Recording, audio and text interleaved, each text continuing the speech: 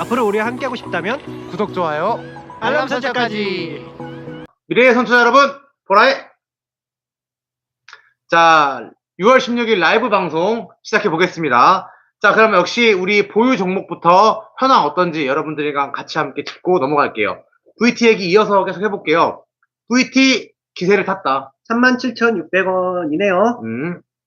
뭐 물론 최근에 나온 하나투자증권 보고서에서 그 EPS는 약간 한 7, 8% 정도 하향되긴 했지만 그 VT 경영진이 조금 보수적인 측면이 있지 않나라고 생각을 하고요. 그래서 한번 2분기 실적까지는 들고 볼 생각입니다. 웬만하면은 2분기 실적까지 갈 생각이에요.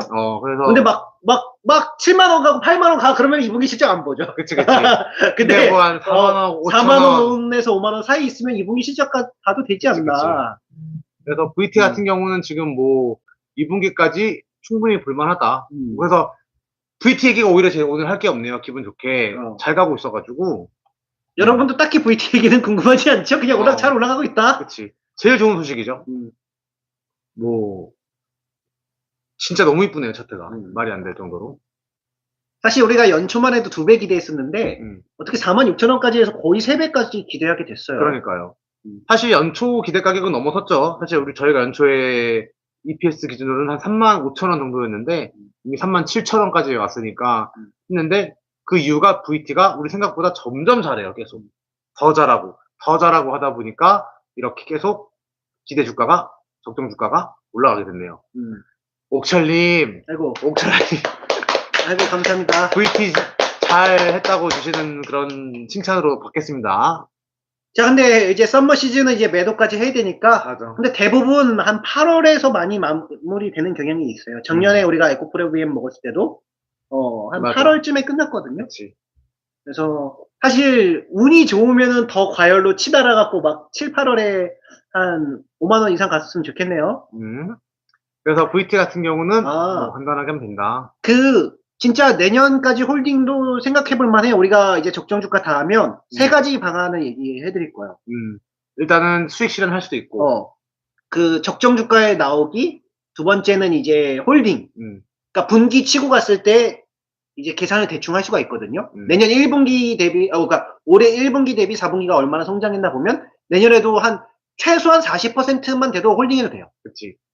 그러니까 40%는 올라가요. 맞죠. 근데 내년 예상치가 한 30% 정도 된다? 그럼 위험할 수 있어요. 왜냐하면 30%는 성장주가 거의 성장이 끝나갈 때쯤 오는 그런 수치여가지고, 그럼 내년에 VT가 이제 간당간당 한다는 뜻이거든요, 성장률이. 그러면 이제 성장주의 끝은 진짜 낭떠러지가 될 수 있으니까, 그러면은 조금 매도를 하겠지만, 40% 이상, 50%, 뭐, 100%? 이렇게 된다면은, 홀딩을 할 가능성도 충분히 많죠. 또 이제 홀딩을 할 때의 장점은 예상치 못하게 주가가 거품으로 갔을 때 그것도 먹을 수 있다. 이런 장점도 있어요.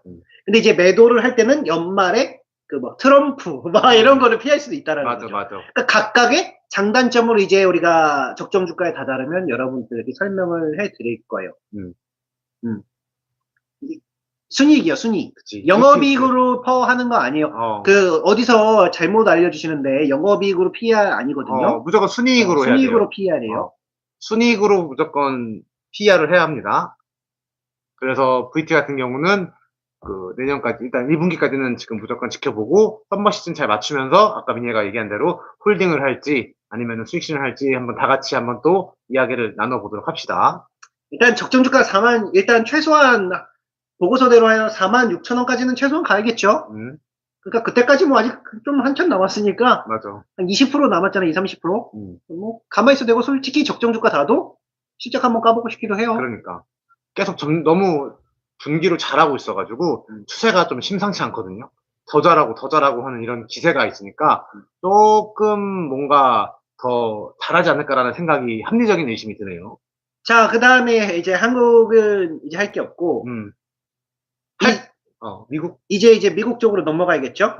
자, 근데 이제 우리가 거의 우리 주력이 한국 시장이고 한국 시장의 주력이 VT란 말이죠. 그래서 온 신경이 여기 있었거든요. 이걸 성공을 반드시 시켜야 된다, 이렇게. 왜냐면은 우리는 미국 증시의 도전자 입장이거든요. 사실 작년에도 미국 증시에서 많이 깨졌었어요. 그치. 올해 초만 해도. 그치. 해외 진출 중이다. 그런 거 있잖아요. 우리 뭐 누구지? 류현진 선수가 한국에서 최고의 투수였는데 미국 메이저리그로 가면 이제 도전자 출신이어서 다 염원하잖아요. 미국에서 안착하길. 저희가 이제 그런 느낌으로 미국에 지금 진출을 한 거예요. 메이저리그로. 그래서 지금 그 부분에 대해서 한번 어떻게 우리가 도전을 진행하고 있는지 얘기를 한번 해보겠습니다. 그래서 이제 그 럭서방과 APLD의 교훈을 삼아서 보고한다라고 했죠. 근데 이번에 또 실수가 하나 나왔던 게 그 원래 우리가 이제 미국의 원칙으로 삼은 게 모두 우리 트리플이라고 표현을 해요. 그러니까 기본적으로 매출 영업이익 순위 QOQ는 미국은 또 YOY도 아니거든요. 진짜 계절성이 있지 않는 이상 YOY 아니라 QOQ로 성장해야 된다. 분기 성장해야 되고 그 다음에 세부치가 좋아야 된다. 전부 다. 우리가 미국장에서 그동안 이제 돈을 잃어가면서 아 이거를 신경 쓰지 않으면 돈을 잃는구나라고 배운 거예요. 맞아. 근데 그렇게 원칙을 삼았는데 자 이제 하나씩 얘기해 볼게요. 인터를 우리가 이제 INTR에 매도를 하게 됐어요. 맞아.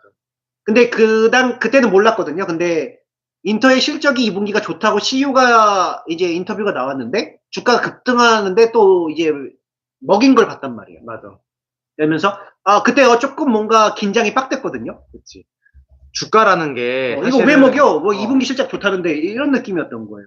사실은 주가라는 게 뭐 저희가 1차트 보지 마라 뭐 이런 얘기도 많이 하지만 사실은 우리가 생각대로 안 굴러갔을 때는 우리가 모르는 뭔가를 담고 있을 수도 있다고 해서 인터 같은 경우는 처음에 빠졌을 때는 그냥 원래 너무 급등했으니까 그 전에 1분기 실적 이후로 너무 급등했으니까 자연스러운 조정이다라고 생각했는데 이제 반등을 강하게 했거든요. 그럼 여기서 반등을 강하게 주면은 반등을 해야 되는데 반등하는 데에서 누가 물량을 던진 거예요.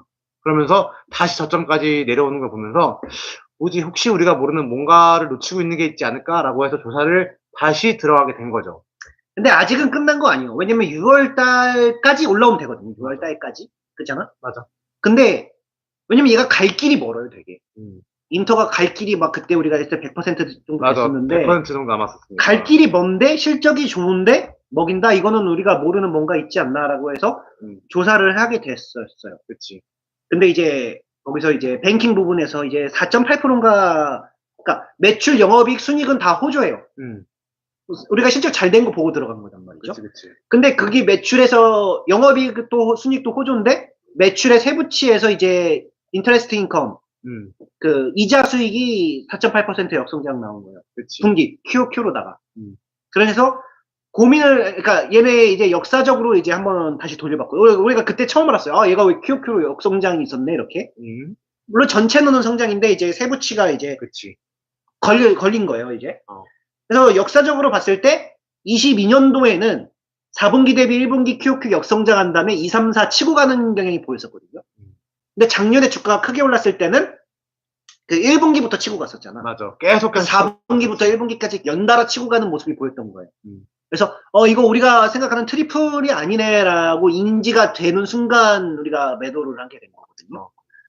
그러니까 뭐 한마디로 그러니까 원칙 때문에 그래요. 원칙 그치. 때문에. 매출액은 늘었는데 아까 말했죠. 매출액뿐만 아니고 모든 세부치가 잘 나와야 하는데 제일 많은 부분을 차지하는 이자 수익 부분에서 QOQ 한 5% 정도 역선장이 있었다라는 겁니다. 근데 다른 그 증권이나 영업이익 순이익은 다 늘었어. 근데 그리고 심지어 매출액도 전체로 보면 늘었어. 왜? 다른 증권 파생상품 거래 쪽에서 이익이 많이 느는 바람에 매출액도 전체로 보면 늘었지만 이 이자 수익 부분에서 줄었다. 그리고 이 이자 수익 부분에서 줄었다는 게 중요한 걸 어떻게 눈치챘냐면은 컨퍼런스 콜을 보니까 모든 그런 증권사에서 이자 수익 부분 왜 QOQ로 줄었어? 넌 연말까지 30% 성장이 돼? 라는 질문을 많이 하는 거예요. 그러니까 만약 정말 중요하지 않은 지표였다면은 그렇게 집중적으로 그 부분에 대해서 미국 증권사들이 질문을 하지 않았을 텐데 첫 질문부터 막 계속 연달아 질문이 계속 너 이자 수익 1분기에 역성장했는데 이 30% 연말 목표잖아. 그게 진짜 돼? 라고 하니까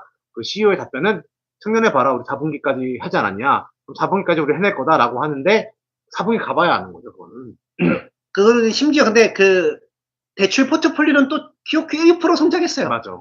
그러니까 이게 되게 애매한 거예요. 그래서 우리가 2분기까지 버틸까 말까를 진짜 회의를 많이 했거든요. 맞아.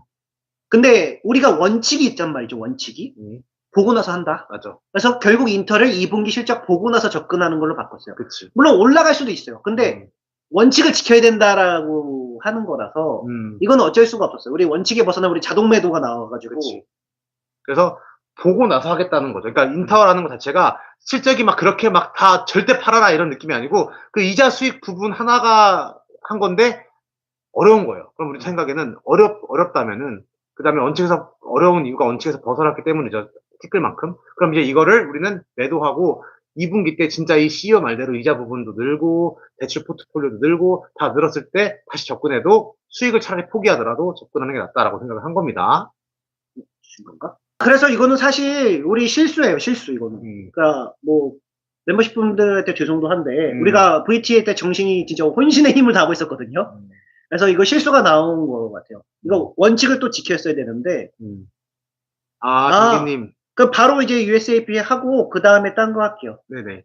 그래서 이제 근데 USAP 같은 경우도 그 사실 매출액 부분이 QOQ 역성장 나왔었어요. 근데 그 뭐라 그럴까? 역성장이 QOQ로 역성장이 나왔는데 그 주식의 가격은 랠리를 줬단 말이에요. 실적 당일날. 그래서 요거를 관찰해 봤을 때 사실 매출의 QOQ 역성장은 시장에서 되게 안 좋은 신호거든요. 근데 우리는 USAP는 홀딩할 거란 말이죠. 왜 그러냐면 사실 USAP가 못한 게 아니라 지금 그러니까 보잉을 봐야 되거든요. 보잉. USAP를 하면은 보잉을 봐야 되는데 그 보잉이 지금 그 항공기가 주문이 엄청 밀려갖고 10년 동안 생산할 대수가 지금 있는 거예요. 근데 지금 보잉이 지금 난리가 난 게 막 항공기 사고가 연달아 터지잖아요. 문짝이 떨어져 나간대요, 비행하다가. 그래서 이제 그 미국 규제 당국에서 이제 FAA에서 그거를 전수조사 들어간 거예요.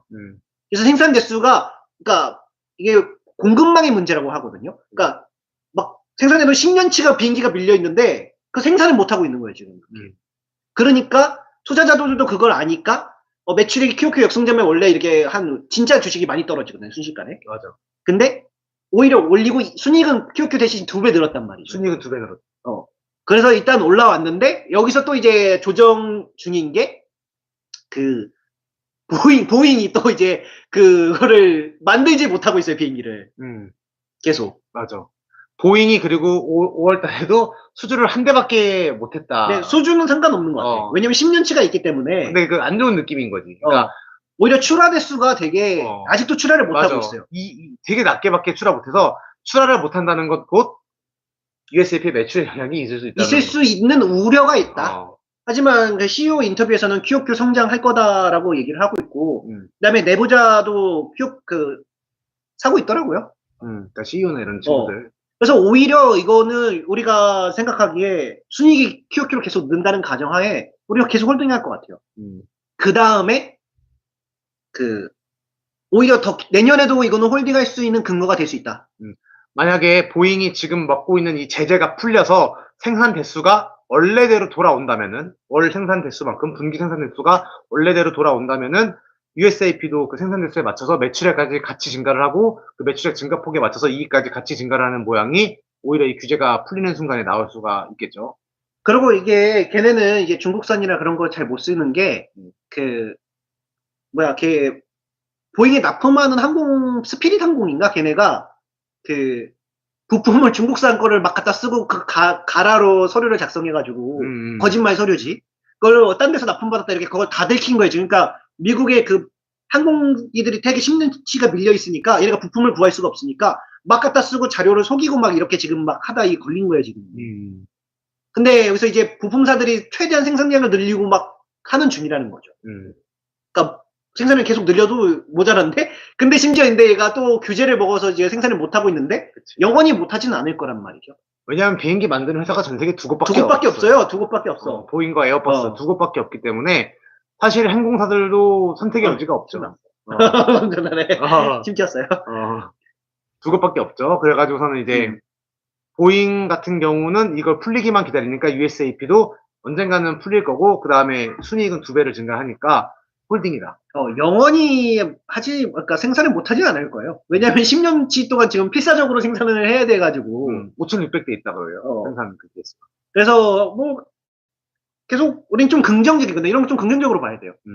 아니 영진이 말대로 세상에 그 에어버스랑 보잉 2개밖에 없는데 뭐 에어버스가 막 생산량을 미친 듯이 늘릴 수는 없단 말이죠. 지금 보잉도 이제 정상화의 기간 중이다 지금도. 그래서 CEO는 계속 공급망 쪽에서 다 독려하고 있다, 보잉 쪽에서만 그렇게 말을 하긴 해요. 자기들도 풀리기만 하면 생산을 하고 해야 되니까. 항공사들도 원망의 눈초리가 있어요. 너네가 빨리 비행기를 생산을 해서 줘야 우리가 이익이 되는데 너네 때문에 실적이 안 좋다. 실적이 안 좋다. 너네 비행기를 빨리 내놔야지 우리가 증설을 하는데 이런 것도 있으니까. 아니면 코로나 기간에 비행기를 다 주문을 안 해놨단 말이죠. 근데 지금 여행 엄청 다니잖아요, 지금. 그러니까 비행기를 막 주문하는 거잖아. 그러니까 코로나 영향도 있었고 그 여파였던 거죠. 그래서 줄 서서 밀려 있는데 그거를 지금 생산을 못 하고 있는데 생산을 결국 하게 되면 USAP는 오히려 내년까지도 좋을 수 있다. 대신에 이제 QOQ로 이익 성장을 좀 계속했으면 좋겠어요. 그리고 가장 베스트는 2분기 때 매출액까지 증가한다면, 매출액까지 증가한다면 우리 계산상으로 2배 정도, 2배 좀 더 남았지? 랠리가 한 번에 확 갈 것 같아요. 맞아요.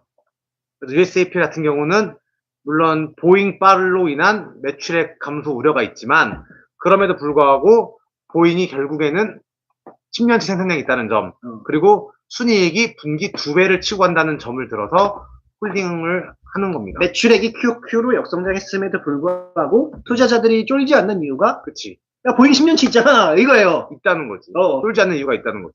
근데 지금 주가가 조정에 들어 15% 정도는 조정이거든요. 조정에 들어간 이유가 보잉이 출하량이 개판이 났다며 우려한 거예요. 우려. 근데 뭐 영원히 개판이지는 않지 않을까요? 그래서 주가 상승 여력도 많이 남았어요. 그래서 우리도 홀딩하고 있다가 만약에 진짜 매출액이 QOQ로 2분기 치고 간다면 더 사들일 생각도 있어요. CEO도 내부자들도 사고 있는 게 지금 그러니까 이게 날린 거예요 지금 거기가. 그래서 우리도 USAP 내년 2분기까지 보고 본다. 뭐 이렇게 얘기해 드리고 싶네요. 네. 그 다음에 우리 이번에 말할 게 TDW가 지금 저희가 또 매도를 결정한 이유를 한번 또 얘기를 하고 지나가야 될 것 같아요. 사실 이제 우리가 실수했던 건 인터 하나랑 USAP 실적 발표하고 매출액 증가 QOQ로 그 증가 못했던 점을 놓쳤던 거 요 두 개였거든요. 왜냐면 또 변명을 해보자면 VT에 정신이 팔렸었어요. 왜냐면 VT만 이겨도 얘네 다 잃어도 우리가 이득이거든요.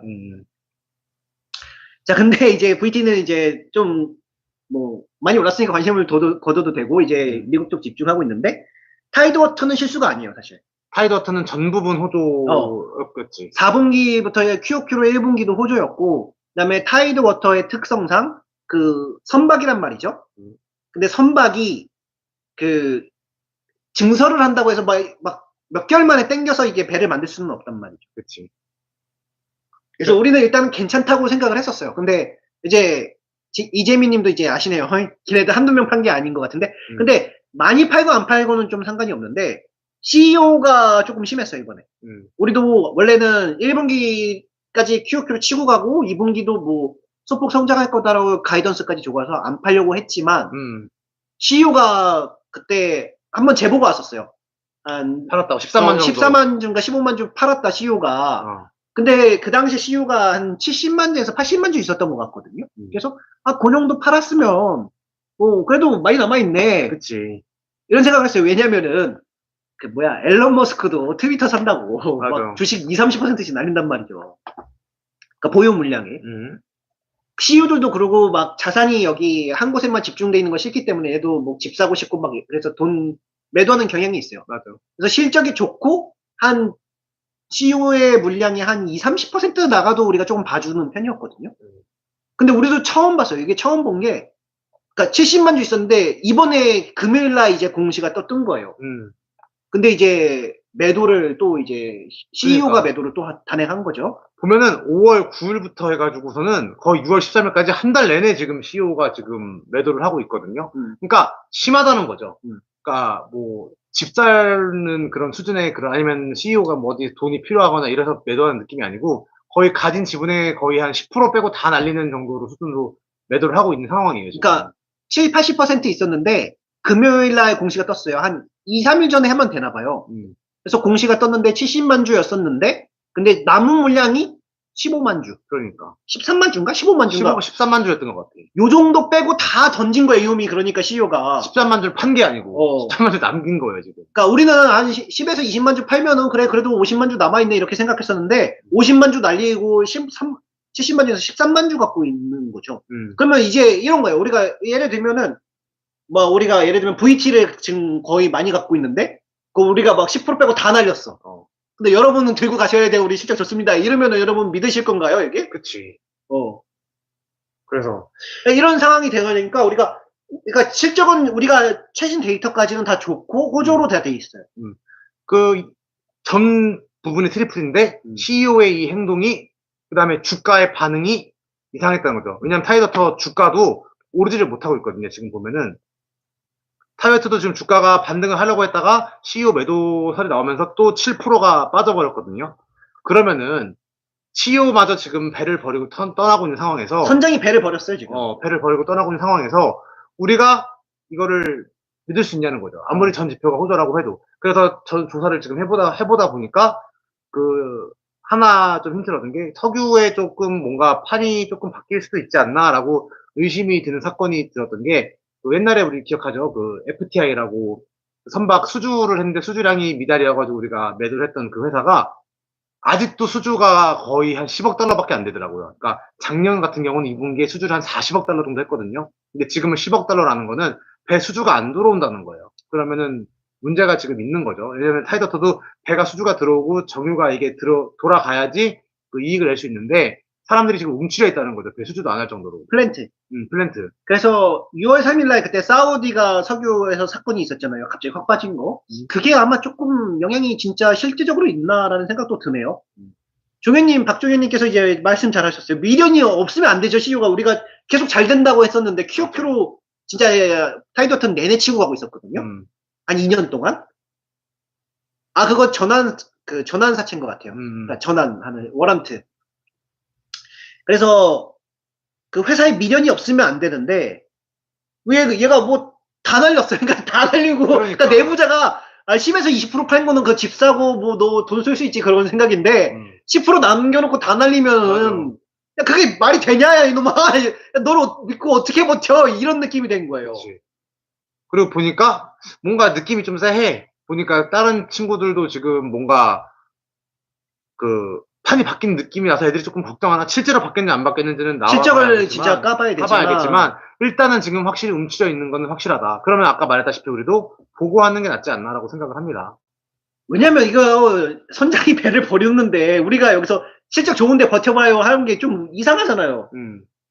근데 실적이 진짜로 좋을 수도 있어요. 진짜로. 그럼 얘는 왜 판 건지 이제 그럼 너 왜 팔았냐? 그들이 물어보고 싶은 거죠. 그치.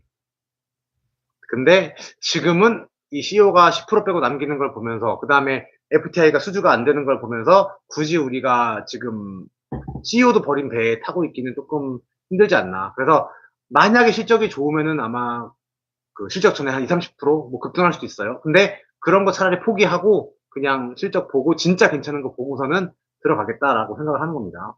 우리도 이거 처음이에요. 그 CEO가 주식을 매도한 사건으로 우리가 매도한 게 되는 거예요. 맞아. 전에도 저번 주에도 말했지만 사실 CEO들이 매도를 자주 해요. 뭐 누구 같은 경우도 실적 잘 나왔는데 몇 천억 팔았어, 걔는. 자손한테 설립한다고 팔았는데 주가 올라갔거든요. 근데 10% 남기고 파는 것도 느낌이 다르다라는 거죠. 그러니까 걔는 그렇게 남겨도 많이 남아있어, 주식이. 많이 남아있어. 그러니까 근데 얘는 10% 남기고 다 날려버리니까 이게 뭐야 이런 느낌 된 거예요. 그래서 지금 좀 석유 관련된 친구들은 좀 사우디 아까 말한 사건 이후로 조금 판의 변화가 있을 수 있지 않나라는 좀 낌새가 있어서 저희도 그냥 이 낌새가 있는 걸 우리가 아닐 거야 라고. 왜냐면 저희 석유 솔직히 모르지. 우리가 몰라요. 아닐 거야. 이거는 맞을 거예요. 왜냐면은 타이어드워터 22년도부터 지금까지 한 번도 분기 역선장 한 적 없어요 라고 말하기보다는 일단 뭔지 모르겠으니까 모르겠는 건 피하고 확실히 알게 됐을 때 다시 합시다라는 작전으로 간 겁니다. 원래 진짜 우리가 이게 처음이에요. CEO를 보고 파는 게 진짜 처음인데 근데 이건 안 팔 수가 있나? CEO가 90% 파는 것도 처음이에요. CEO가 보유 물량의 90%를 날리는 게 어딨어요, 막 이렇게. 그래서, 이거 뭐야, 이런 느낌 된 거예요. 분명히 얘가 5월 며칠이야, 너. 5월 9일부터 날리기 시작했거든요. 아니. 이 실적날이 5월 3일날 실적나고 빵 떴단 말이야.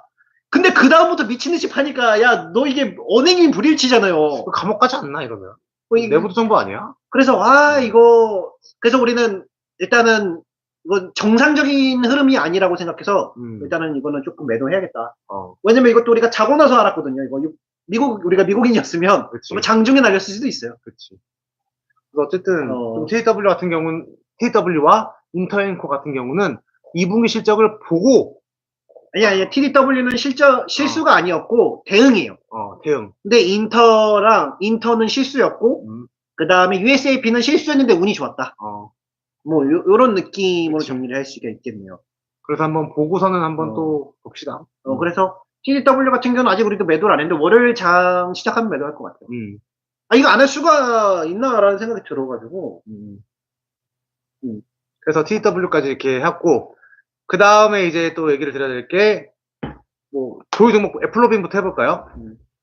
애플로빈 같은 경우는 최근에 그 애플이 iOS 업데이트를 했죠. 그러면서 일단은 뭔가 보안을 강화한다는 얘기가 나오니까 우려로 빠졌는데, 왜냐면은 그 일이 있고 나서 그 어떤 보고서가 나왔는데, 그 기존에 광고를 했던 애들한테 타격이 있을 수도 있다. 그러니까 이런 거예요. 얘가 어플리케이션 광고를 하는 거예요. 지금 맞아. 스마트폰에 엠로빈이라는 회사가 우리가 투자한.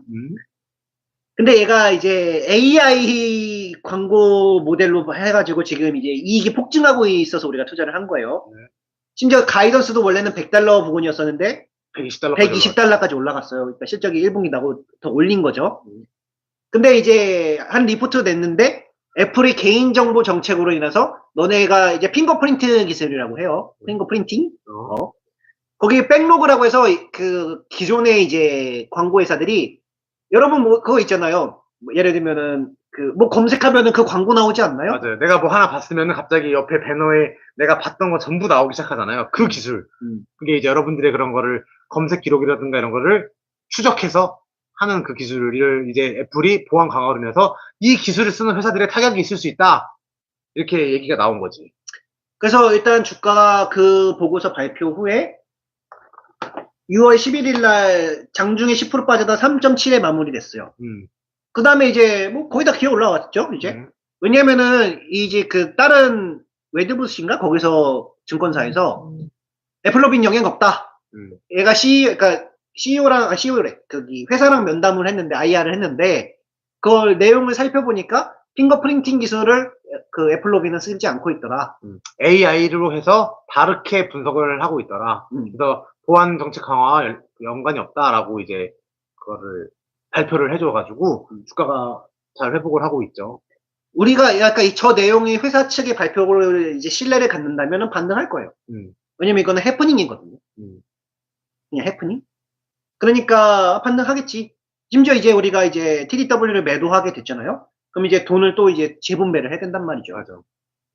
그래서 애플로빈도 아마 추가적으로 더 사드릴 것 같아요. 왜냐하면 지금 애플로빈 주가가 77달러인데 120달러가 목표 주가이기 때문에 하게 되면은 아직도 56% 정도 지금 기대 수익이 남아 있어요. 올해 24년도에. 그럼 50% 이상이니까 저희는 충분히 접근을 아직 할 수 있죠. 애플로빈에. 그러니까 어떻게 보면 약간 이런 해프닝으로 조금 저희가 운이 좋았죠. 다시 살 수 있는 기회를 애플로빈이 아직 기다려줬으니까. 근데 이게 진짜로 이제 사측의 말대로 돼야 되는데 영향이 있으면은 타격을 받을 거예요. 근데 우리는 웬만하면 이런 얘기는 사측을 좀 믿거든요. 예를 들면 VT도 그렇게 대응했잖아. 1월 달에 뭐 감사 보고서 의견 거절났는데 그 증권사랑 같이 대응을 한 거거든요. 이게.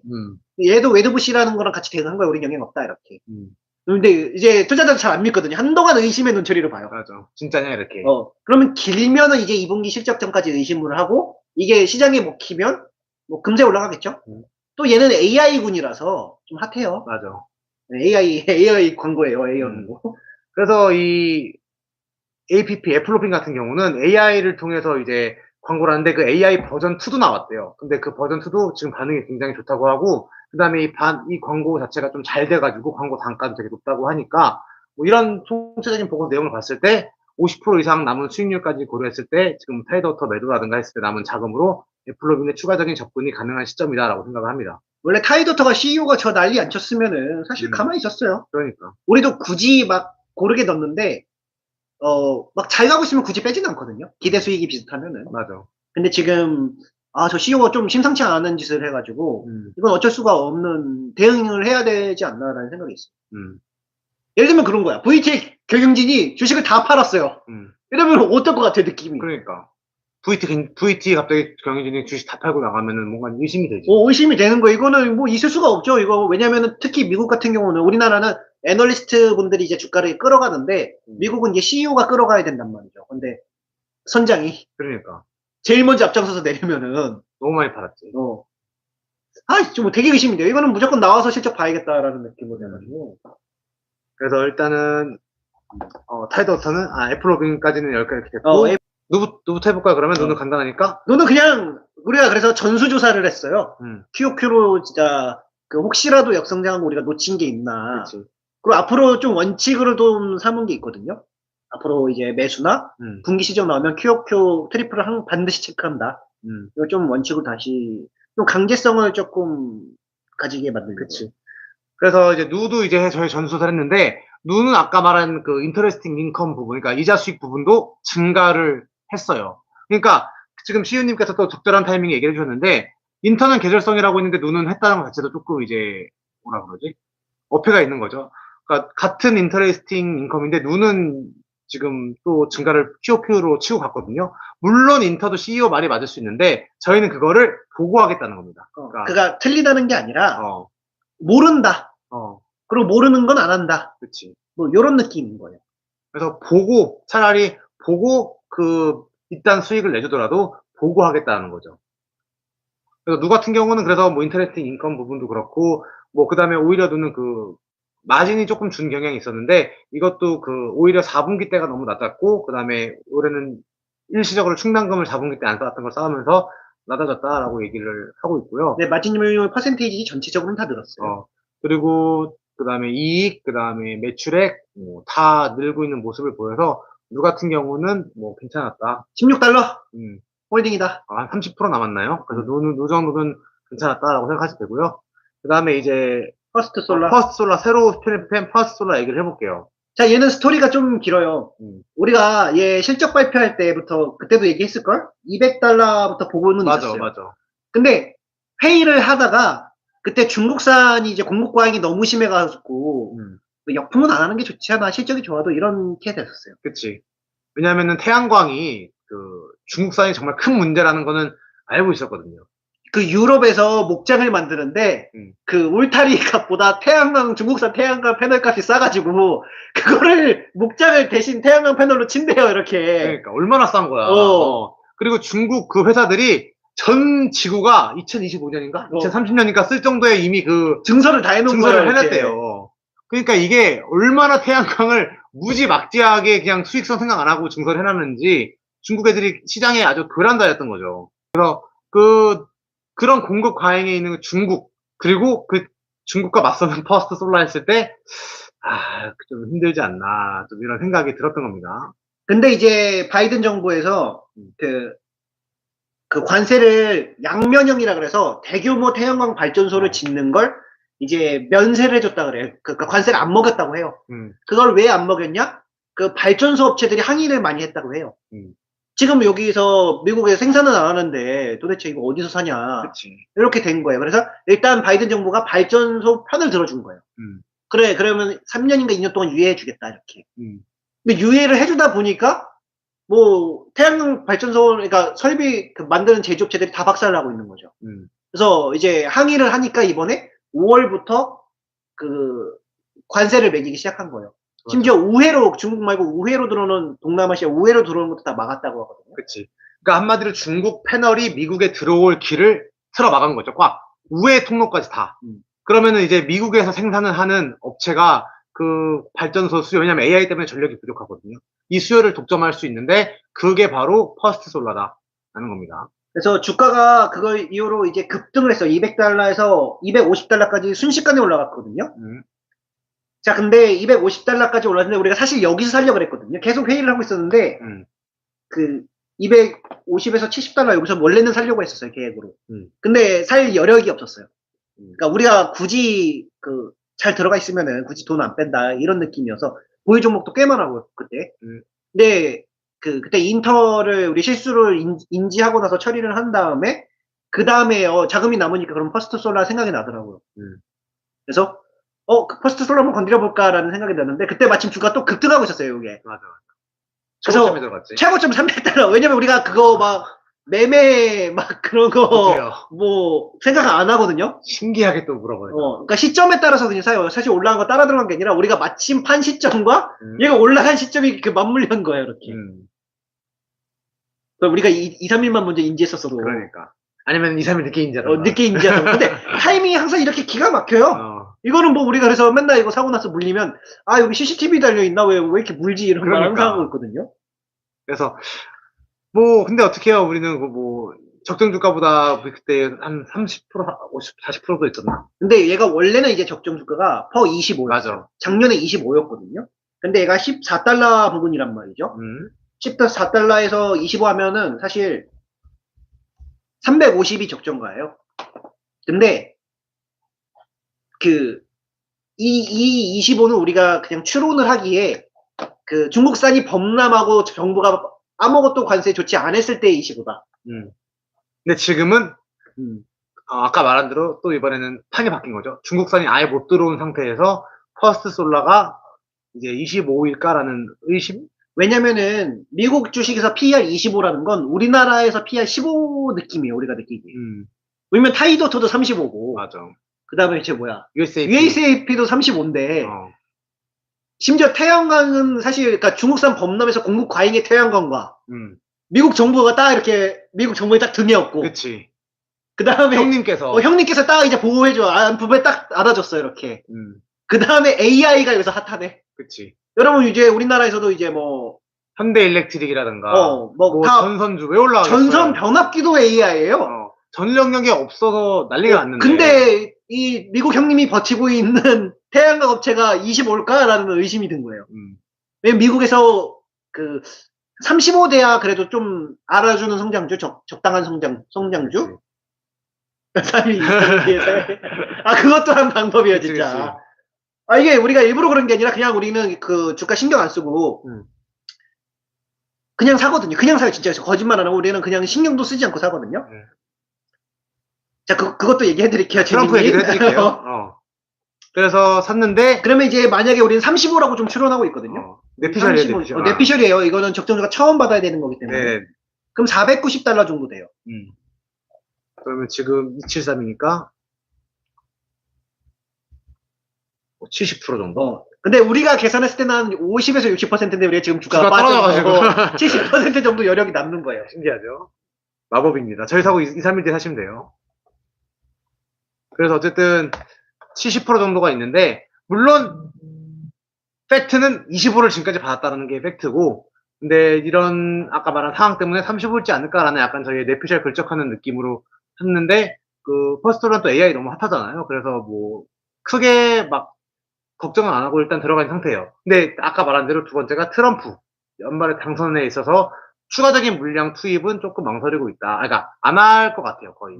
그 이유가 지금 퍼스트 솔라의 이익 자체가 세제 혜택으로 나는 중이에요. 근데 그 세제 혜택이 뭐가 바이든의 정책이란 말이죠. 트럼프가 돼도 관세는 철회할 것 같지 않아요. 아니, 관세를 더 올릴 것 같아요. 왜냐하면 트럼프가 원래 처음 관세를 매긴 게 트럼프예요. 근데 아까 말한 것처럼 바이든이 태양광 발전소 애들의 이유를 들어주면서 관세를 유예해줬는데 그럼 트럼프가 되면 관세는 덧치면 덧치겠죠. 트럼프도 아메리칸 퍼스트를 외치는 친구니까. 하지만 세제 혜택은 바이든의 그런 정책이기 때문에 트럼프가 손을 댈 수도 있지 않나라고 생각이 들긴 하거든요. 그럼 여기서 추가적인 투입은 조금 이제 기다려보는 거죠. 원래 우리가 계획했던 거는 이제 내피셜이죠. 내피셜은 트럼프도 관세를 덧치면 덧칠 놈이지 덜 친 놈은 아니다. 이런 생각을 했어요. 그러면 뭐 안전하지 않나 내년까지 이렇게 생각을 하고 있었는데 그러니까 조사를 계속 하다 보고 컴퍼스콜을 계속 분기마다 읽어보니까 얘네 이게 거의 한 70%가 세금이더라고요. 그러니까 IRA 그 세금. 세제 혜택으로 보는 거죠. 세제 혜택. 그 30% 정도가 신적이에요. 그러니까 거기서 우리가 이제 추가 투입은 이제 조금 망설여지게 되는 게 만약에 트럼프가 이겼는데 IRA 건드면은 조금 그치. 복잡해지겠는데라는 생각이 이게 있어요. 70% 부분이 어떻게 변할지 모르는 불확실성에 놓이게 되는 거라서. 근데 만약에 바이든이 이긴다? 그러면 아주 좋을 수 있다. 그치. 왜냐면은 그 바이든 행정부가 관세를 유예해 주니까 그 즉시 태양광 패널 미국에서 태양광 패널 값이 15%가 그냥 폭락해 버렸대요. 근데 만약에 그거 다 치고 패널 값 상승 추세인데 이제 퍼스트 솔라 거의 유일하게 미국에서 생산해요. 그리고 세제 혜택까지 받고 패널 가격도 하면 내년에 진짜 심지어 AI라 전력은 모자라고. 전력은 모자라고 이거는 엄청날 수 있다. 대신 바이든이 돼야 된다 이런 느낌이고 그치. 트럼프가 되면은 이제 모르지. IR에 계산기를 쪼개게 봐야 돼. IR에 건들 것 같거든요. 웬만하면. 얘가 과연 태양광의 그 세제 혜택을 철회할 것인가 안 할 것인가 이거 계산기를 좀 두들겨 봐야 되거든요. 솔직히 트럼프 속은 모르겠어요. 근데 관세는 무조건 올라요. 관세는 여기보다 올라가면 더 올렸지 덜 내릴 놈이 아니거든요. 걔는. 바이든이 올린 거에 2배 더 올리겠다 이럴 수도 있어요. 맞아. 그래서 일단 트럼프가 된다면은 그러니까 트럼프의 그 어떻게 할지 그 정책 추이를 봐야 되고 바이든이 된다면은 지금 추세대로 가는 거니까 일단 여기서 이정 1차적인 물량은 확보를 했고요. 인터넷코 판돈으로. 그래서 여기까지는 일단은 들고 그러니까 최소 25여도 350달러예요. 그러니까 우리는 돈 잃을 생각은 안 하고 있어요, 사실. 그래서 그리고 이제 만약에 35 가면은 아까 말했던 거의 70% 정도 수익이 있는 거고요. 25% 정도? 퍼 25라면 한 25%. 그러니까 우리가 대충 300달러 근처에 샀는데 350달러까지 25만 가도 우리가 물리진 않는 거죠. 그렇지. 근데 이제 35 이게 투자자의 그 감이 이건 감의 영역이고 이게 그 우리가 맨날 말했던 그 적정 주가 얘기는 아니에요. 적정 주가 없. 우리는 이거 다시 계산서 두들겨야 되지 않아? 새로운 요인이 있잖아. 막 이렇게 주장하고 있는 거고. 왜냐면 든든한 형님이 있는 것과 저서 난장판으로 싸우고 있는 거는 좀 다르잖아. 약간 이거 짬밥인 거죠. 짬밥. 보니까. 그래서 근데 하지만 기본적으로 그거는 적정 주가 25라고 했을 때 잃을 일은 없다라고 생각해서 들어가 있는 겁니다. 근데 막 우리는 원래 떨어지면 더 살려고 그랬었는데 조사를 하다 보니까 이게 세금이 되게 영향이 크네라는 생각이 들어서 한 요 정도만 먹어야겠다라는 생각이 드는 거예요. 그렇지. 그래서 얘도 꽤 많이 샀어요. 왜냐면 우리도 AI가 좀 탐났거든요. 맞아. AI 하고 싶어요. 그때 TDW가 우리가 상승률이 그때 그 뭐야 지금 제 누구의 그 AI 걔 뭐야? 애플로빈? 아니 걔 말고 엔비디아? 엔비디아랑 고민했었는데 엔비디아는 한 50% 남았고 타이드워터는 그때 2배 넘게 남아서 타이드워터 고른 거거든요 그냥. 그치. 근데 저 CEO가 저렇게 막 던질 줄 몰랐죠. 사우디가 저럴 줄 몰랐지. 사우디도 막 갑자기 뭐 협박하고 막 그럴 줄 몰랐지. 그러니까. 근데 이거는 성장주는 언제 어디든 그런 매도의 순간은 나와요. 그거를 얼마나 잘 나올 때 나와주는 미덕이 있어야 되는데 잘 대응하느냐. 사실 TDW가 만약에 CEO가 던지고 나온 거 우리가 쫓아서 나왔는데 2분기 때 박살났으면 우리가 되게 현명한 행동을 한 거예요. 만약에 잘 나면 앞으로도 우리가 이렇게 나올 수만 있다면 그치. 우린 무적이다라고 얘기할 수 있어요. 그러니까 피하는 스킬이 있는 거지. 원래는 실적 보고 30% 꽂히고 나오거든요 이게. 원래는 실적 보고 30% 꽂히고 나와요 이렇게. 근데 미리 나오는 수 있다면은 이건 되게 엄청난 방어 스킬이었다 이런 느낌?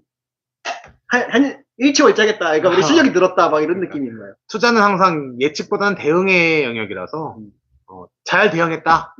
그러니까 정상적인 상황하면 우리도 가만히 있는데 제가 정상적이지 않는데 내가 정상적으로 행동하면 이상하잖아.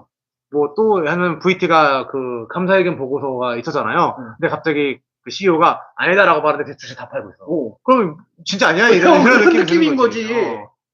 근데 VT 같은 경우는 오히려 자사주 매입하고 막 이랬죠. 아니다, 우린 자사주도 살 거다 이러니까 뭐 이거 딱 나오잖아요 각이. 그러니까. 근데 우리 실적 괜찮을 거다 하면서 전 주식 다 던지느라 막 이게 걱정 없다. 다 팔아. 우리 2분기도 끄떡 없다. 우리 연 가이드스 높다 했는데 자기 주식 다 날리고 있어. 이러면 이상한 거잖아요. 그러니까. 그다음에 주변에 다른 같은 업종에 있는 사람 회사 보니까 수주도 못 하고 있어. 그럼 의심의 수치가 더 올라가죠. 그다음에 사우디는 또 낑낑거리고 있고.